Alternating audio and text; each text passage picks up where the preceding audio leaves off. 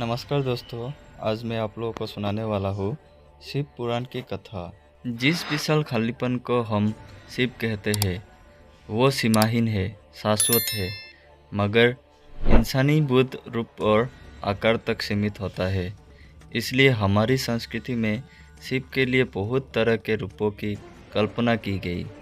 गूढ़ समझ से परे ईश्वर, मंगलकारी शंभु, बहुत नादान भोले, वेदों, शास्त्रों और तंत्रों के महान गुरु और शिक्षक, दक्षिण मूर्ति, आसानी से माफ़ कर देने वाले आशुतोष, सृष्टा के ही रक्त से रंगे भैरव, संपूर्ण रूप से स्थिर अचलेश्वर, सबसे जादुई नर्तक नटराज आदि। यानी जीवन के जितने पहलू हैं उतने ही पहलू शिव के बताए गए हैं। आमतौर पर दुनिया के ज़्यादातर हिस्सों में जिस चीज़ को लोग देवी या ईश्वरीय मानते हैं उसे अच्छा ही दर्शाया जाता है। लेकिन अगर आप शिव पुराण का ध्यान से पढ़ें तो आप शिव की पहचान अच्छे या बुरे के रूप में नहीं कर सकते। वह सब कुछ है, वह सबसे बदसूरत है, वह सबसे खूबसूरत भी है, वह सबसे अच्छे और सबसे बुरे है, वह सबसे अनुशासित भी है, मगर पियक्कर भी। उनकी पूजा देवता, दानव और दुनिया के हर तरह के प्राणी करते हैं।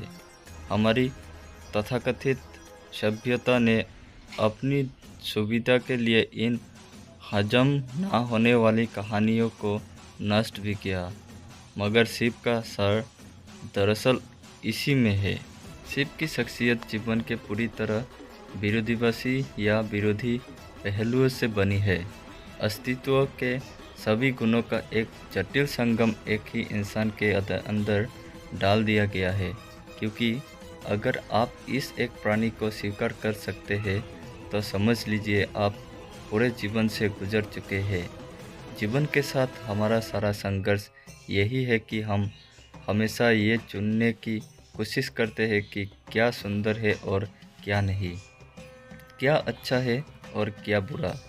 लेकिन अगर आप इस एक शख्स जो जीवन की हर चीज़ का एक जटिल संगम है स्वीकार कर सकते हैं तो आपको किसी चीज़ से कोई समस्या नहीं होगी। शिव पुराण मानव प्रकृति को चेतना के चरम तक ले जाने का सर्वोच्च विज्ञान है, जिसे बहुत सुंदर कहानियों द्वारा किया गया है।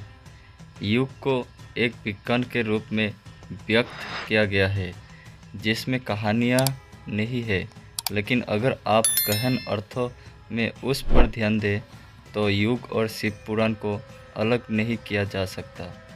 एक उनके लिए है जो कहानियाँ पसंद करते हैं तो दूसरा उनके लिए है जो हर चीज़ को विज्ञान की नज़र से देखना चाहता है, मगर दोनों के लिए मूलभूत तत्व एक ही है। आजकल वैज्ञानिक आधुनिक शिक्षा की प्रकृति पर बहुत शोध कर रहे हैं।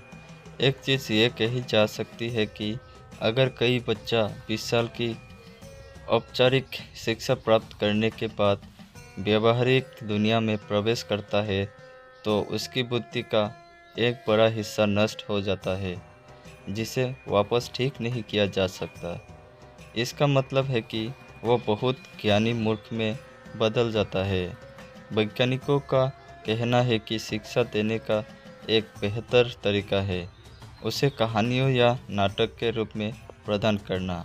इस दिशा में थोड़ी बहुत कोशिश की गई है, मगर दुनिया में ज़्यादातर शिक्षा काफ़ी हद तक निषेधात्मक रही है।